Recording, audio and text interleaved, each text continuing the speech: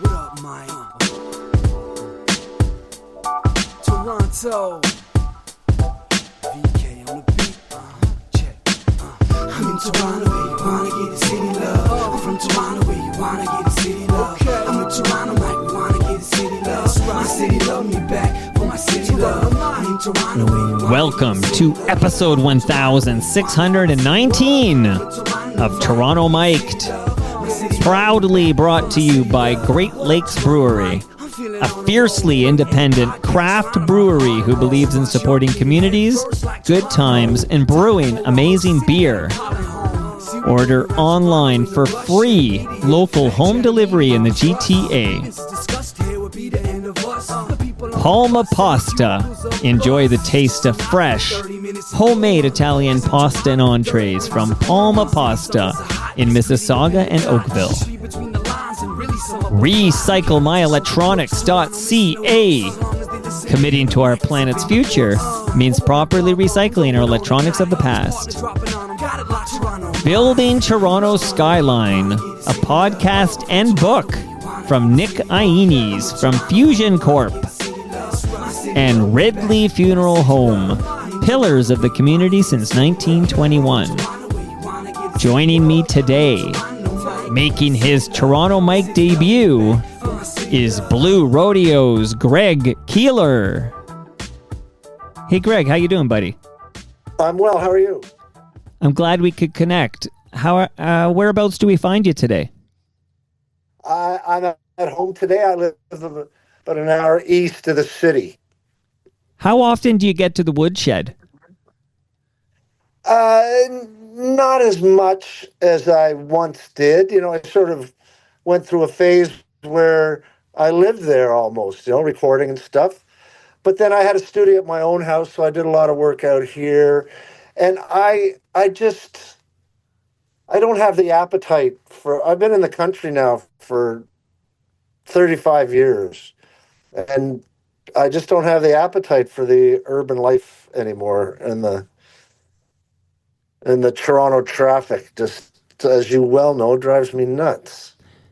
Well, here's a fun fact for you. So I did record at the woodshed. I recorded with Jim about 2.5 years ago.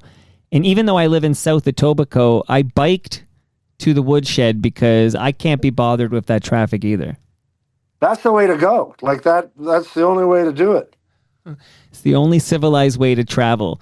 So I'll let the listenership know off the top that if they want to hear my chat with Jim from the woodshed, that's episode 1097. So go in the archives. So now I finally have the legend that is Greg Keelor. So Greg, I have a question off the top, and I've been wondering this for a while. So you comfy? You feel good?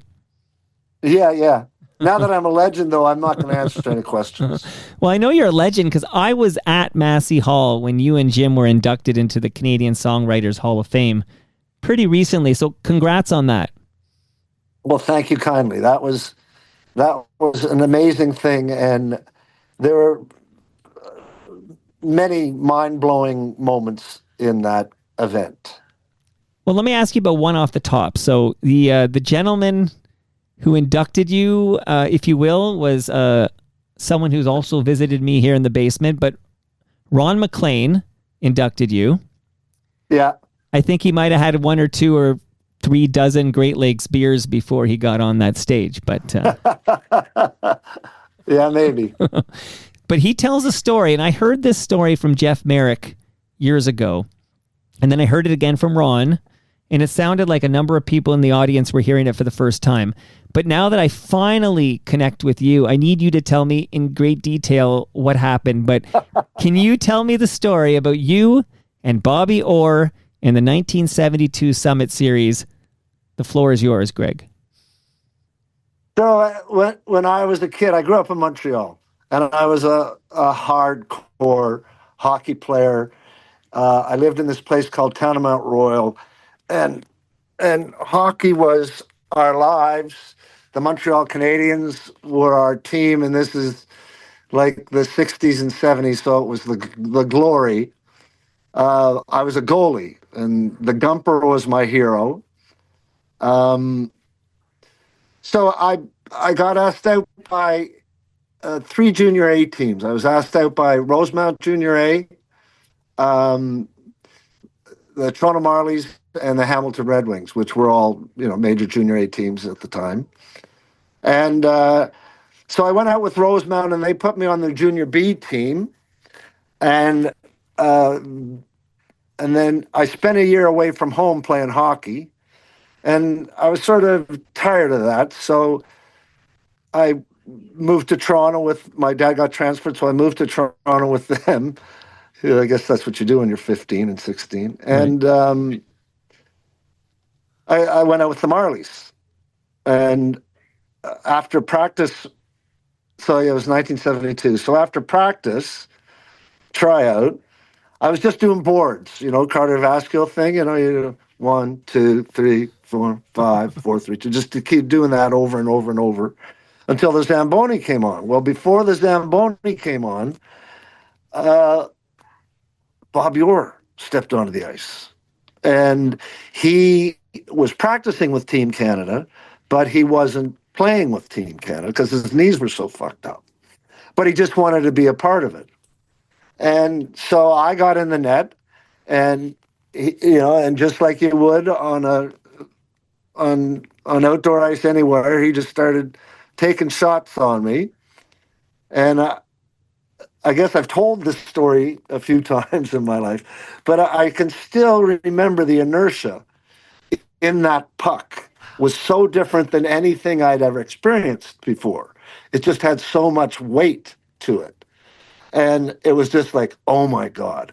And in these situations, you sort of rise to a different level. So I was in a hockey zone I hadn't really visited before, in Maple Leaf Gardens under the Dominion clock. And then out stepped Frank Mahovlich, and 10, 15 minutes, they just sort of played a one-on-one with me in the net until the Zamboni came on and cleaned the ice for the 72 Canadian team. Now, were they trying to see if the Big M there and Bobby Orr were fit to play for Canada in the Summit Series? Was that the point of you taking those shots? No, the point of me taking the shots was just that I was just hanging out after the practice. Right. And it was just my incredible good fortune that Bobby Orr came out for a little skate before with Frank Mahovlich.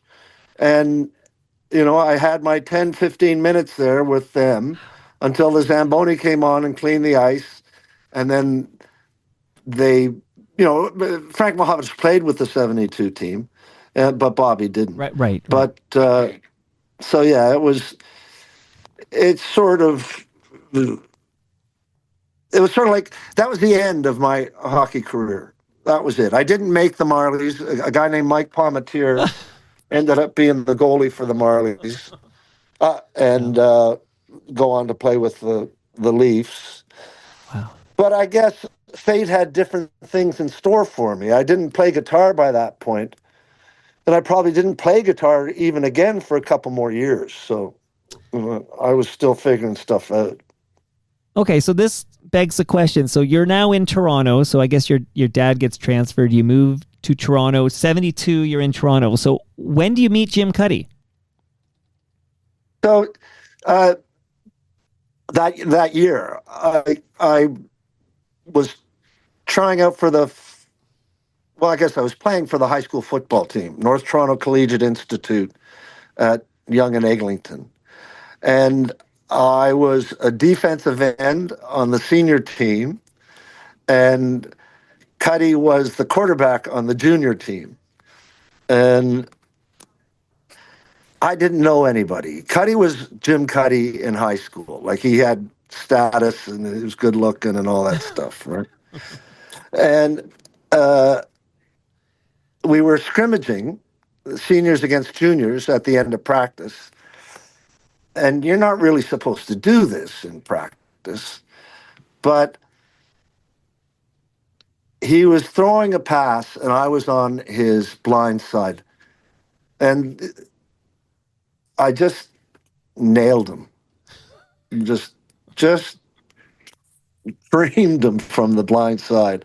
And he got up and he said, "Fuck you." And I said, "Well, fuck you, fuck you, fuck you." And I grabbed him by the face mask and I threw him to the ground. And um, that's how our friendship started. So it sounds like your hockey career is coming to an end here, and now a music career is burgeoning. But you just mentioned you didn't pick up a guitar or anything. So, like, did you have visions of the band before you even learned how to play an instrument? Not really. I didn't really have much vision or ambition other than I wanted to live the life of of adventure, and I meant that in the idea of Allen Ginsberg or Jack Kerouac or Kevin Kesey or that's what sort of inspired me. And I yeah, I wasn't academic. I didn't do well at school. I didn't really want to go to university and pick up a profession or a degree. It wasn't that important to me. I tried a couple of times just because that's what you did. But Jim and I, after high school, ended up going out west. And I was out there for a couple of years at the Chateau Lake Louise, working there. And my roommate at the chateau had a guitar. And I picked that up and I started teaching myself the chords from those little chord boxes in a Gordon Lightfoot book. So sitting in my room in Lake Louise, I started playing guitar. And then I left Lake Louise to work on the Great Lakes Freighters. And the first stop was in Trois-Rivières, excusez-moi. And we stopped and I went into a music store and there was a blonde maple Ibanez on the wall. And I bought that because Jim had a black Ibanez. Right. And I thought, well, Jim's got a black one. They must be good guitars. And so I picked it up. I went back to my cabin and I wrote a song that night. And it was like the Holy Spirit had descended, and I was just so in shock and moved by it that I sat down at my little table and I wrote myself this letter, a little manifesto of how I was going to live my life. That had to be writing songs. I had to be around creative people, and that I didn't know what was going to happen, but I knew that's what I had to do. That's unbelievable. Now, honestly, I could do 6 hours with you right now, but you're not going to want to do 6 hours with me. So I'll be all alone on this Zoom here. But can I just play a little piece of music just to get a bit of the origin story? And then, of course, I want to hear about the documentary and everything. I want to cover all the bases. But let me play just a little bit of a song, if that's okay. Sure thing. All right.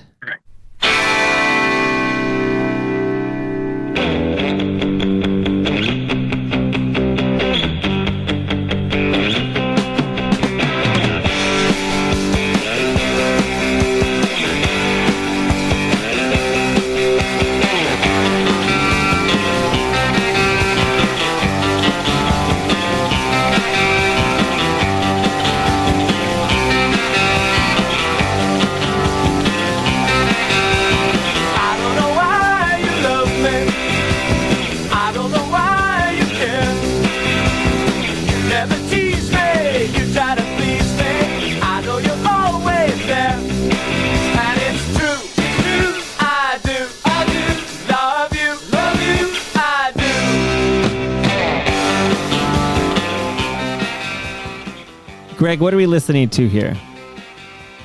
Well, that's a young Jim Cuddy singing lead vocals on a song called "I Don't Know Why I Love You," and that was our band, the Hi-Fis, and we recorded that with Doug McClement at Comfort Sound. That was at Dufferin somewhere, I forget, St. Clair, maybe. And that was our first release as recording artists. It did pretty good for us. You know, we got reviews in indie magazines like Treasure Press and all those sort of, you know, zine sort of things. And we got it got played on Q107 a fair amount. And so the Hi-Fis, we started the Hi-Fis maybe in like 78, I guess. And played around the Toronto scene, opening for bands, playing all the clubs like the Horseshoe and the Edge and the Turning Point and all the sort of original music venues at the time. And it was just the coolest scene in the world in our minds. We thought that we were really part of a happening scene. And you can hear that we were complete Beatle freaks as well. You know, without a doubt, yes. You can hear that influence for sure. So, I mean, I love it. Sounds great in the cans here, but you guys head off to New York City, so I'm guessing it didn't quite work out as planned. Well, we were signed to a thing called a company called Ready Records, and they had released the Demics were one of their big acts, and the Demics at the time were really like my favorite Toronto band. They were a punk band led by this guy from Manchester, Keith Whitaker, he was pretty intimidating sort of guy, but he just had this great voice, and he sang. The Demics played these great songs. Steve Koch was the guitar player, and he was a great inspiration as well. And so I'm sort of rambling. I don't. Were we talking? No, about I love it. Okay, because we have the Hi-Fis, and then you guys go to New York, and then you come back, and I'm just curious, what did you learn from your from sauntering off to New York, and how did that shape what would be Blue Rodeo? We celebrate Blue Rodeo today. Well, our first trip to New York was just for fun. I had a 69 Mustang 351 4-barrel convertible. And we drove down to see a friend of ours who was in Cape Cod somewhere. And then we went to New York to visit a relative of mine who lived in the West Village, and she had this amazing bohemian apartment. And her son was really strung out, lived in the apartment next door, and there'd been a fire, and it was just so derelict and weird. And he took us his New York, and it was dark and spooky and sort of intimidating, but we loved it. We loved the darkness of it. And we both felt the pull of whatever that was. And Jim's fiance at the time wanted to move to New York to study acting. So Jim wanted to go, and I thought, well, if we want to keep the band together, I guess I'm going. And I was dying to go to New York anyway. So right. It was, and I really loved it, and it helped me to focus as a songwriter and to walk those streets. You know, I just watched what's the new Dylan movie? Complete Unknown, is that what it's called? Complete Unknown. Yeah. And it's just, you know, that's where the West Village, when I was there in 81, was very much like that.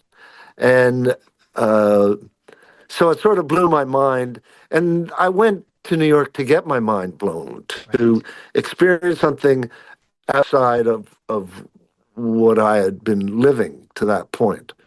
And so New York allowed that to happen for me. So when you say keep the band together, is that the hi-fis? Like, do the hi-fis go to New York and then come back and form Blue Rodeo? Like, I'm just trying to figure out where the hi-fis ends and where Blue Rodeo begins. Oh, yeah. So Ready Records, go back there. Sure. They signed us. They had signed Colin Linden. They had a guy named Steve Blimke. But then all of a sudden, the Toronto music scene, the floor just fell out of it. The Horseshoe closed, the Turning Point closed, the Edge closed, Ready Records went bankrupt. So we were left with nothing. There were no clubs to play. And so that all encouraged us to go down to New York. But just Jim and I went to New York. The hi-fis broke up. Jim and I went down there and spent 3 years down there working as waiters and writing songs and forming a band that we called Fly to France. Okay. And were there for 3 years and came back to Toronto with a little more, just a deeper resonance to our songwriting and our attitude. Well, maybe New York City gave you guys your mojo.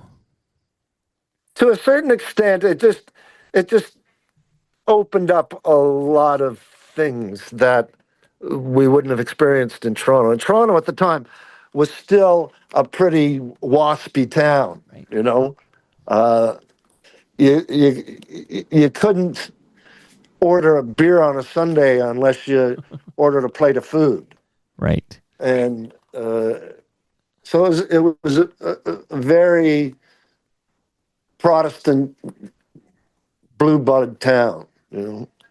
Absolutely. Now, because of time constraints, obviously I'm going to yada some stuff here, and people can hear I did, I think, almost 2 hours of Jim Cuddy, and we covered a lot of ground here. And we're going to be talking about a new documentary where people can get the full story, which we're going to talk about in a moment. But would you mind saying a couple of words about Handsome Ned for me, and any role Handsome Ned might have played in the Blue Rodeo story in the mid '80s? Yeah, big time. Handsome Ned, when we came back, we knew Robin before he was Handsome Ned. Jim worked with him at the Banff Springs in the, I guess that would have been the early 70s, the mid 70s. And Ned fell in love with sort of Austin and Austin country, Austin attitude. And he went down there all the time, played gigs all the time. And so, and Austin has a very sort of unique musical country music heritage, because it's got the Texas country and then the high lonesome country. And Ned was sort of a combination of the two. And so we got back, and Ned had these matinees every Saturday. And he had the greatest band. He had basically the Demics. He had Jimmy Demick on drums, Steve Koch on guitar, and I can't remember his last name, on bass. And so every Saturday afternoon, there was this great scene at the back of the camera. I felt that I had come back from New York and just fallen into this, as it says on the wall, this little slice of paradise. And we would just, it was just such a splendid way to spend a Saturday afternoon. You're with all your friends, you're getting high, and you're listening to these great musicians singing these great songs. So I think our first gig might have been opening up for Handsome Ned. I think it was. Wow. And then we did our own show a week later or something like that. But yeah, he was we walked into a scene. There was a scene there waiting for us to just go and play. And it's very fortunate. You think of the fate of these things, and all these little things, these little strokes of fate have to happen for you to get where you're going. And Ned was a big part of that fate. Greg, if I said to you, is Blue Rodeo a country band or a rock band, what would you say to me? We're not a country band.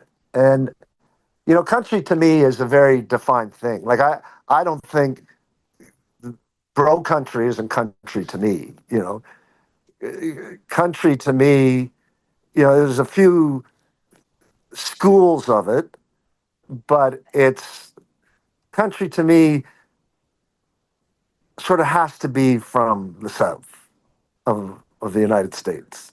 It's an accent. It's a tone of voice. It's a pitch where the songs are sung. And it might be, like really high lonesome Bill Monroe, or it could be the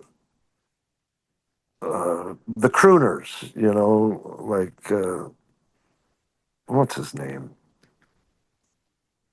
George Jones, like Sure. those high voices, but they're crooners. And Merle, another crooner, like that. And then there's a tone to the guitar for me that is country, and that's usually a Telecaster played by a tremendous guitar player. Hey, did you ever watch Raptors basketball? Well, I guess I have, and I guess I was deep into it when we had Leonard. Kawhi Leonard, yeah. Yeah, I was convalescing. I'd lost a toe to diabetes. Oh. And so I was sitting here with my foot up and an IV, but that series got me through, so I loved it. Yeah, flags fly forever. Don't forget that. Okay. But the reason I bring up Raptors is, Mike, what are you talking about Raptors for? Because Michael Grange is one of the Sportsnet reporters that covers the Raptor games. And I don't know if you know this, but I've had Michael Grange over a few times. And when I was going to the woodshed to talk to your partner there, Jim Cuddy, I learned from Michael Grange that in the very early days of Blue Rodeo, like mid-'80s, he was one of the blue heads. He's an OG Blue Rodeo guy, and he sent in a note. He wanted me to ask you, Greg, do you ever get Bluehead from Prince Edward Island? Yes. Well, I don't know if it's the Maritimes or somewhere out there. Maritimes? Right. Yeah. Yeah, it's Maritimes. The Blueheads Maritimes. were Maritimers. Yeah, he was going to school there, and he's one of the Blueheads. But his note he wrote in was, does he ever get mistaken for Robert Earl Keane? I haven't. No. Okay, there's more, though. There's more. Okay. And this is Michael Grange, not me. And I hope I didn't bother him for giving him a what's up from Blueheads on Carlton Street when he was hitting up a Becker's in cowboy boots and boxer shorts early one afternoon in the summer of 1987. I might have been coming off a long night. In retrospect, Greg was very good about it. So there you go. Well, the incident has faded into the oblivion of the past, but the Blueheads were. There was a great phase when we were playing college campuses all the time, and one of our favorite tours was playing the campuses of the East Coast, and it was more fun than we deserved, as just, we were really into getting high and drinking in those days. And the East Coast is such a sort of romance for alcohol-driven activities, it just, and the people were just so much, we just had such a great time. Like we'd have a great time during the shows because we were sort of a band in those days. And we just wanted to keep people dancing. Yeah. And so it really did feel like a bit of a dance party. And then we just kept on partying after the show and touring, often in winter, in deep, deep snow, all these campuses on the East Coast. Amazing. All right. Again, typically I go a lot longer, so I go a lot deeper, but I know you might have stuff planned here, so I'm going to try to be, have some brevity here. You're my last one, so you're not bracketed. Okay, good. Because I need to know who decided the lead single for Outskirts would be the song Outskirts. I'm just curious who chose that as the lead single. Well, I think that was a collective decision. A bad one. But we just thought it was a great song and a great recording. And we just thought that people would eat it up, like it's a tragic tale of a tragic family. It was I can't even remember his name, one of the Kennedy kids, one of the Michael Kennedy Smith cousins. or Michael Smith or something like that. Was he Michael Smith? I think so. He died at the Brazilian Court Hotel on a... Maybe I'm confusing my Kennedy cousin tabloid stories. I can't remember. It's so long ago, but he OD'd in the Brazilian Court Hotel. And it was a meditation on just what a weird life the kid had. They were the first celebrity culty sort of political thing that, all on TV. And, can you imagine you're watching TV and you see your uncle getting shot and right. You live in that fishbowl of that Kennedy illusion and ideal. And so yeah, we thought that this is a great song, but it didn't really do too much, and no one picked it up. But then Try. It was a bomb at first too. There were a few things that happened. Back in those days, they mailed out the single, and there was a postal strike. And the only reason the song became popular is because the guy at Much Music loved the song, and he played it all the time. Do you remember which guy? Oh, fuck, it was the guy who ran it. I forget his name. Moses? That's terrible. The British guy who was always smoking? Yeah. Yeah. Okay. And drinking. Yeah, he was always across the street at the pub there on Queen Street. Yeah. Yeah. Yeah, John something. It's going to come to me in a minute here. It'll come to me in a minute. John Martin. That's it. That's it. Yeah. That's it. And so it was such an amazing opportunity for us because Much Music was a new station. MTV, all of that was all brand new. It was all how bands were being marketed. And our video for Try was being played the same as Whitney Houston. And we were added to high rotation. So, us and Whitney and Michael Jackson. And so we were in this high rotation, and Try became a hit. Now that video featured Michelle McAdory, and I've had Michelle over, so we've definitely talked about quite in depth about Crash Vegas. So there's a whole tangent there. You and Crash Vegas, you and your relationship with Michelle, and that Try video. I can tell you, I was kind of the perfect age. It hit me hard that Try video, but I was never exposed to Outskirts, the single, because like you mentioned, nobody was really playing it, so I never Outskirts. I discover Blue Rodeo when I see the video for Try, and love it first ear. I gotta say, that song still I listen to that song, and I'm just wondering, Are you feeling any sense of deja vu? Like the Hi-Fi's had some moderate success, sure, but like after Outskirts is kind of not bombing, but maybe I should use the word bombing, but when Outskirts is not being picked up, are you at all concerned that Blue Rodeo is Hi-Fi's 2.0? um, I think we were mildly oblivious to it all. We were having such a good time playing bigger bars, starting to play all around Southern Ontario, the campuses again, and moving our way up. And then the single comes on, and we sort of jump into a different league. And so it's a very exciting time for a band when you start making it. It might be the best time of being in a band, and you hear yourself on the radio, and you hear yourself in an elevator, and I remember when I heard us in an elevator, I thought, oh my God, this is the best. I can't believe it.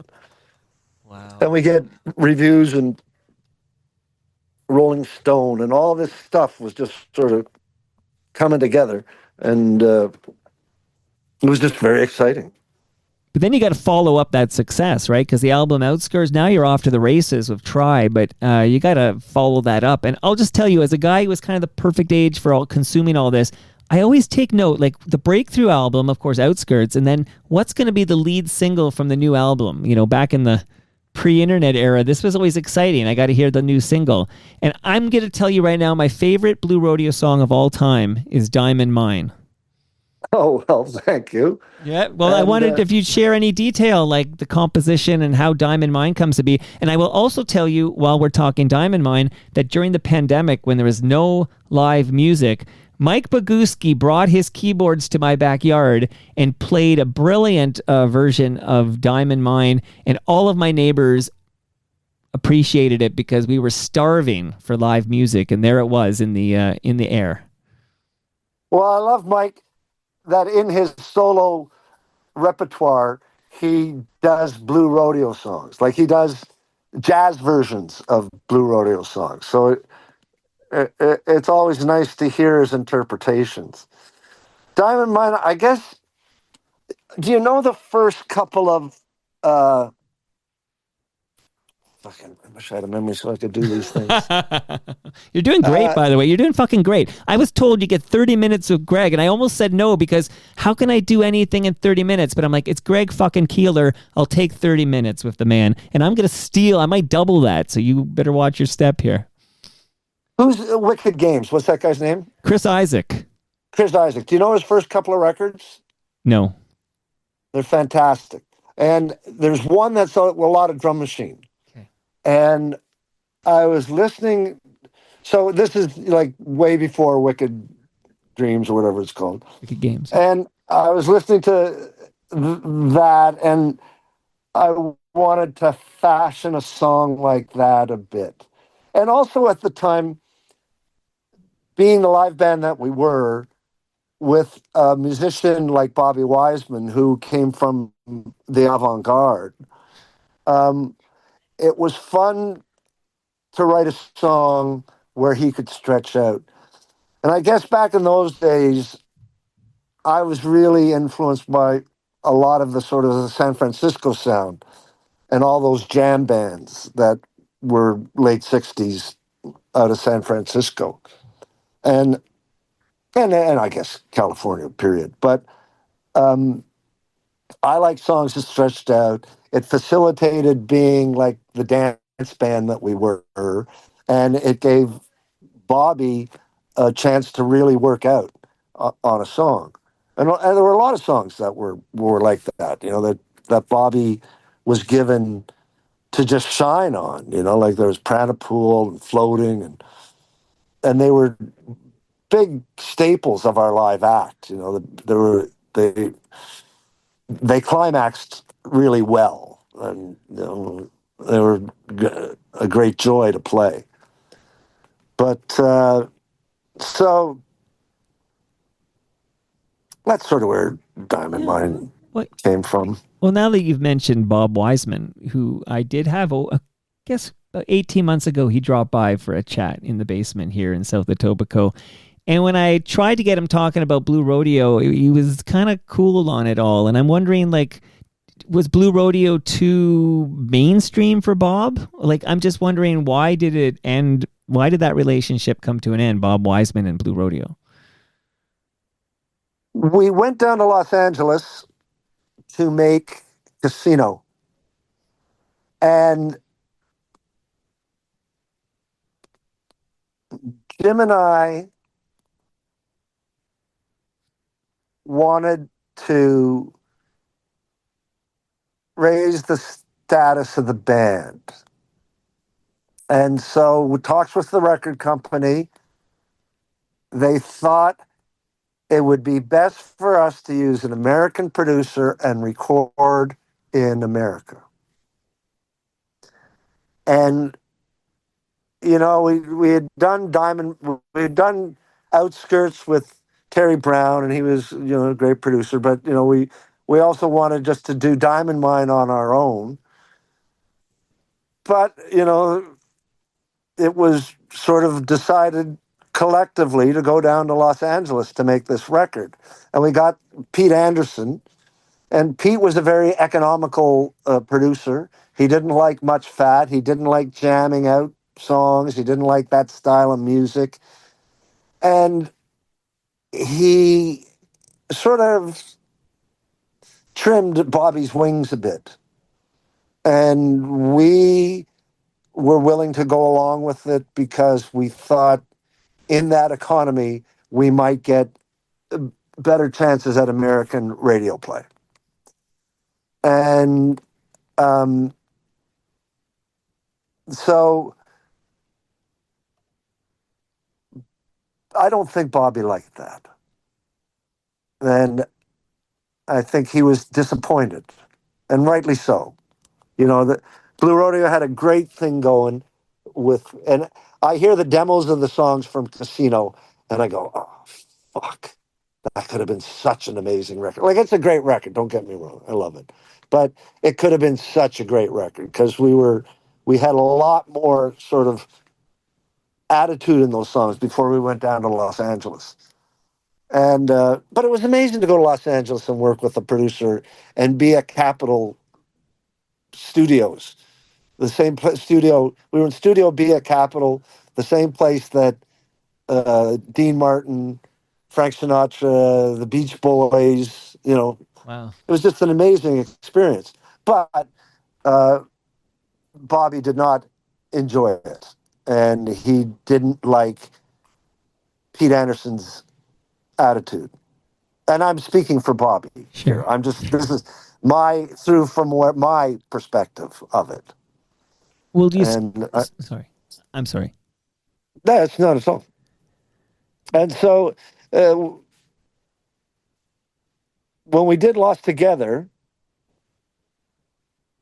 we did it ourselves. We produced that one ourselves in Toronto. But that year after Casino,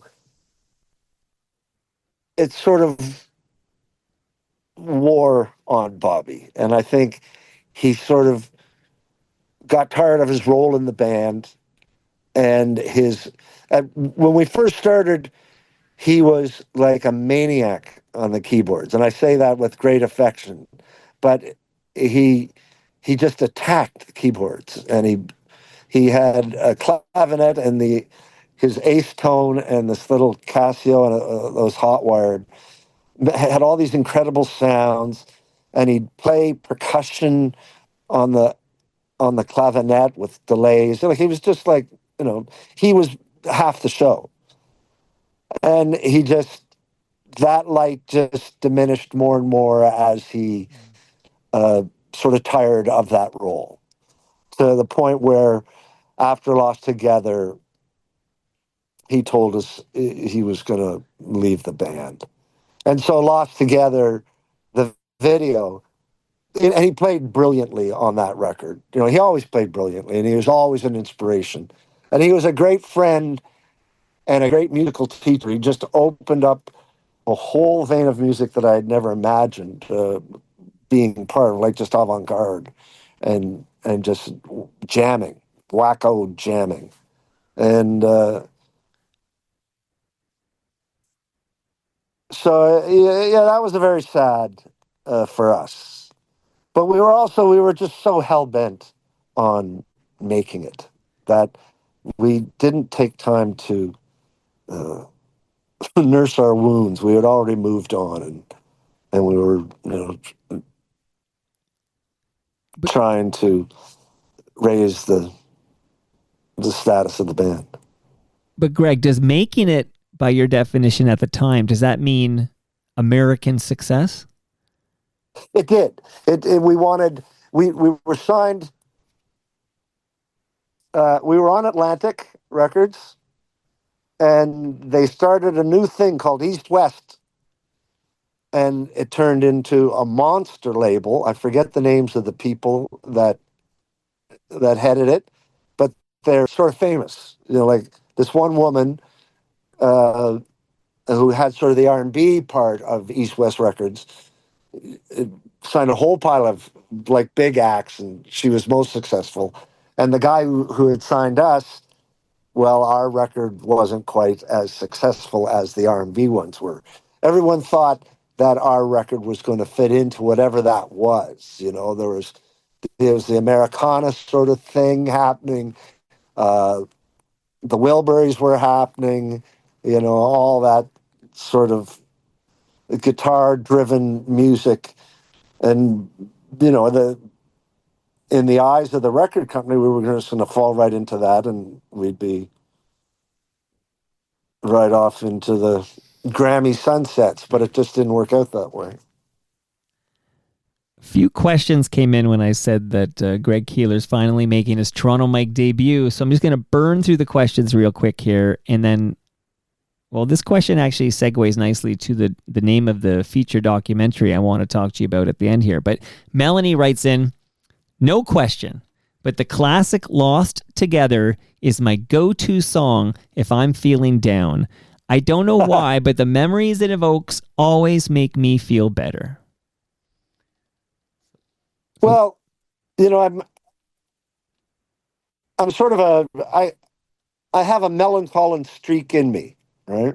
And that's where a lot of the songs come from. And, you know, there's a certain melancholy in my happiest songs. And, you know, what is it that a song hits a vibration in somebody? And that vibration feels very personal when you're listening to a song. It feels like you're sharing something on a very intimate level. And, you know, I'm very lucky and flattered to be able to have shared that, you know, as a live band and as with our recorded songs. And we're even so lucky that we're a bit of a campfire classic band, you know? And I love like walking around Halifax, because Halifax is such a musical town. And there's a singer-songwriter in every bar downtown on a Saturday afternoon. And you walk around on a Saturday afternoon, and I could hear our songs being played in the bars. And, you know, that is such an amazing thing, you know, to be able, that something that came out of my being is being shared in a bar on a Saturday afternoon in Halifax. You know, it doesn't get any better.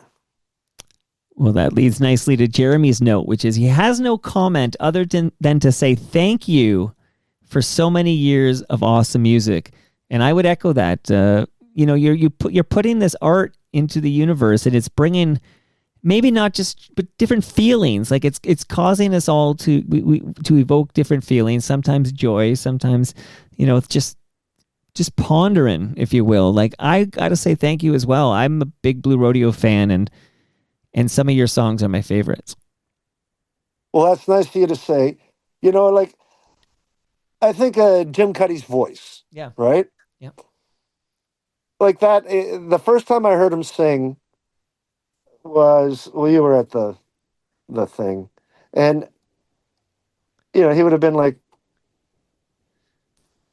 15, 16, and he sat down at the piano after the funeral of a friend of ours who had died in a car accident, and sang a song that he had written for him, and his voice was so melancholic and soothing at the same time, and I still hear that. He has just one of those sort of voices. He's like, and it can be a great comfort.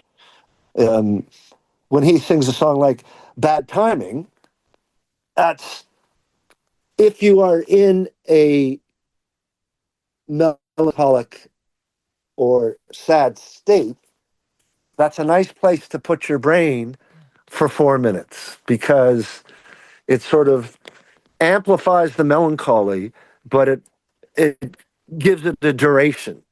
So you get to experience it very intensely for 4 minutes, and then you might be soothed, or whatever. Well, Neil wants to know how you feel, Greg, about being John Lennon to Jim's McCartney. I always think that comparison is a little absurd, and I don't think we are that. And if I was to go into Canadiana, I would say that Sloan are more that Beatley thing, or even the Guess Who. Like I don't think that we are. That's a little too big of a mantle, and I'm not really comfortable with it. Well, that's because you're Canadian, Greg. That's why you can't. But I will say it is interesting because of how you guys complement each other, and that you different styles, but together we're all kind of the beneficiaries of what it means for Blue Rodeo. So I'm very sensitive to the time here, but I'm curious quickly here, because Jim Cuddy has Blue Rodeo, but then he's got the Jim Cuddy Band. Has Jim Cuddy ever written a song for the Jim Cuddy Band that you felt should have been a Blue Rodeo song? It's funny. I just can't even entertain that stuff. Right. You just have to go. You just accept the way it falls. It's just those are the songs that are on a Jim Cuddy record, and so be it. If I started to get, I wish that had been a Blue Rodeo song. It's too weird. It's brain rot. No, you're a smart man. And it's funny because with just 2024, Prime had the 4-episode Tragically Hip documentary series. And, there was a moment in the talk I was watching, and of course, Gord went at some solo albums, Coke Machine, Glow, etc. And there's almost a sigh of relief on the Rob Baker particularly, like this relief that, like, having heard the album and realizing, oh, Gord can't get rid of us. Like, he still needs his meal ticket, right? Like, I love Jim Cuddy Band, but no worries. He still needs Blue Rodeo. Well, I think he might differ on that. I think that he loves being in Blue Rodeo. Yeah. But, he likes the Jim Cuddy Band too, and he likes those songs, and he likes playing with those people. That wasn't meant to be disrespectful to his work in the Jim Cuddy Band. Just that if you're going to sell out the Budweiser stage, you might need Blue Rodeo for that one. Well, we get maybe Jim's band to open for us sometime. Yeah, for sure. Now I mentioned the hip, but I've mentioned the documentary, and of course, when Gord Downie was diagnosed, the hip went on their farewell tour, and now that Gord's passed away, of course, the Tragically Hip, they're no longer a touring band. And as I see it, from where I'm sitting here in South Etobicoke, surveying the Canadian music landscape, I think Blue Rodeo now carries that torch alone as Canada's house band. Do you feel any such responsibility? I'm wondering if you can even entertain this thought that you're carrying this torch for this entire nation now. I don't see it that way, no. It's like, I know that we are part of the cultural fabric of Canada. And I know that our songs have touched a lot of people. And beyond, like, they're played at weddings and at funerals. And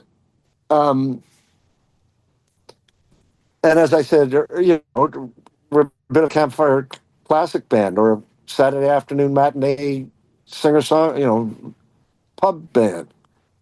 So, and those are sort of the songs we wanted to write. You know, we were gratefully influenced by the great singer-songwriters that came out of Canada and all the affiliations of those songwriters when they moved to America. And so that's where we set our sights. We wanted to write songs like that. And so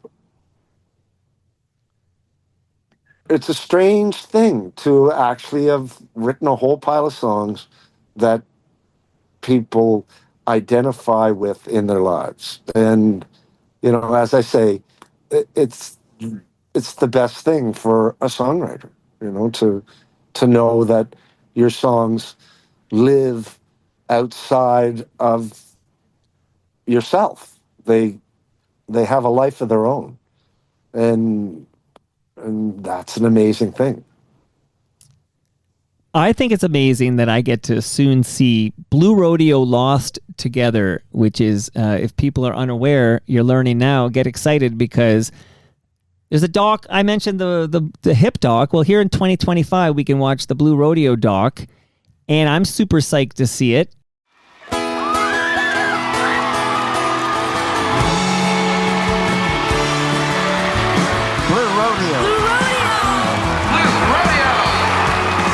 Ladies and gentlemen, please welcome Blue Rodeo.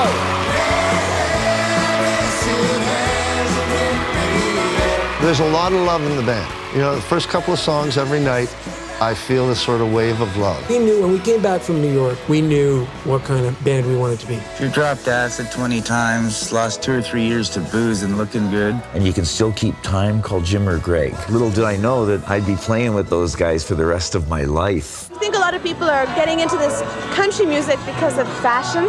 I think it's very honest music and it's very rock and roll. Oh, you got to try. Their voices together create something beautiful. Their harmonies are gorgeous. He had that voice the moment he started singing. So we're playing the Rivoli to a full house, and we played Try. The whole room levitated. Here they are, Blue Rodeo live right here. And, you know, Jim can still hit that note today.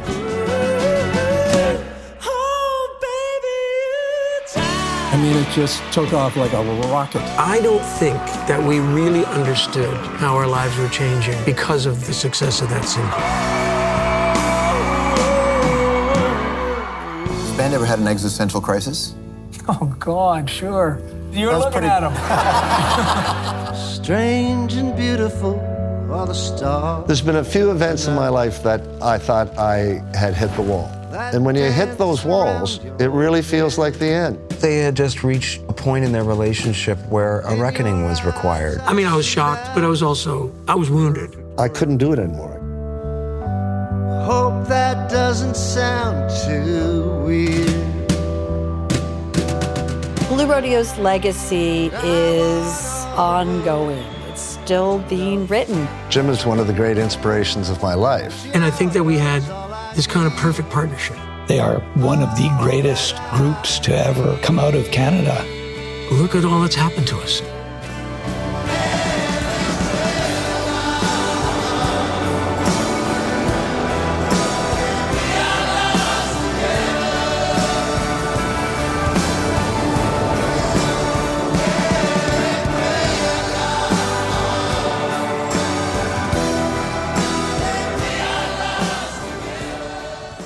little note I got from the management company is that it's going to begin its theatrical run across this country on February 1st, opening in Toronto at Hot Doc Cinema with a wider rollout in Cineplex cinemas February 2nd and 3rd across the country.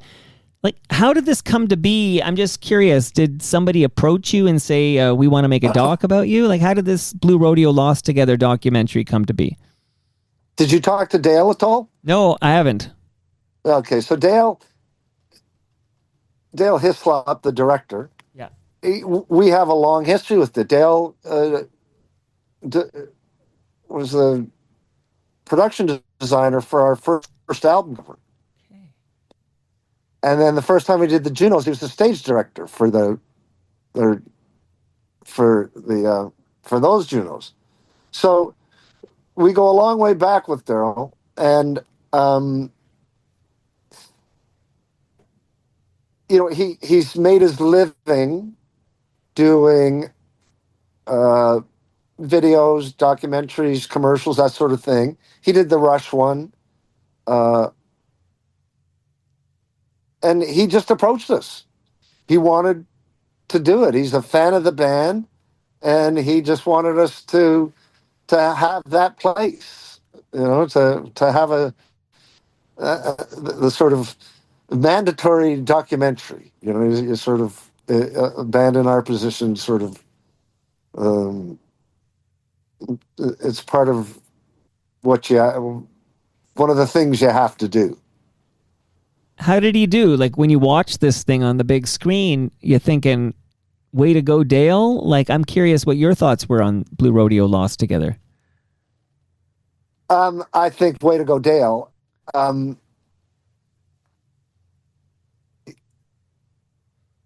like that the story of Blue Rodeo is a huge, out of control snowball coming down the mountain, and it just gains momentum, and there's much carnage along the way, but great successes, and just the lives of how many musicians have been in this band, and all the drama that comes with every life. And if he was to get into the melodrama of each member's life, it could have been a 10-part series, right. and quite a sordid story. But I like that he kept it just to the sort of the story of Blue Rodeo, without going into the details of the individuals too much, but he kept it focused on Blue Rodeo and kept it on the rails as Blue Rodeo without diverging into. And I guess the emotional sort of crux of the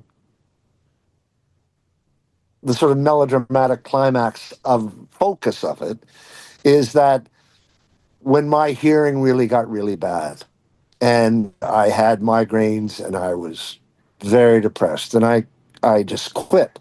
And I didn't really quit the band. I quit music because music had become an adversary to me. It hurt. It made me nervous. The volume of anything just hurt my head. And I just had these migraines all the time. And I got very depressed, and I just was done. So that's sort of like the melodramatic climax of it all, and how that affected everybody, and then just sort of COVID came, and I got to rest my ears for a couple of years, and they're just so much better now, and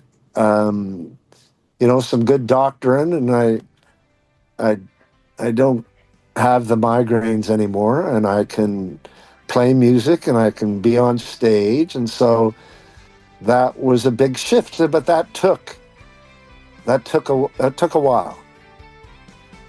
Well, I'm glad you're feeling better, man, and I gotta say, huge thank you to you, because I was told, hey, you get 30 minutes of Greg. And like I said, I'll take 30 minutes of Greg over no minutes of Greg. I doubled that, buddy. So thanks for not leaving the Zoom and saying, what's this guy doing doubling his allotted time? So I appreciate this so much. My pleasure. Enjoyed talking to you.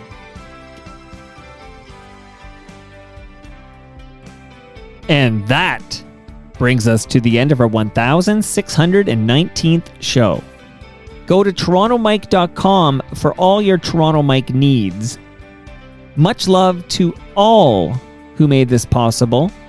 That's Great Lakes Brewery, Palma Pasta, RecycleMyElectronics.ca, Building Toronto's Skyline, and Ridley Funeral Home. See you all Wednesday when Brad Bradford drops by.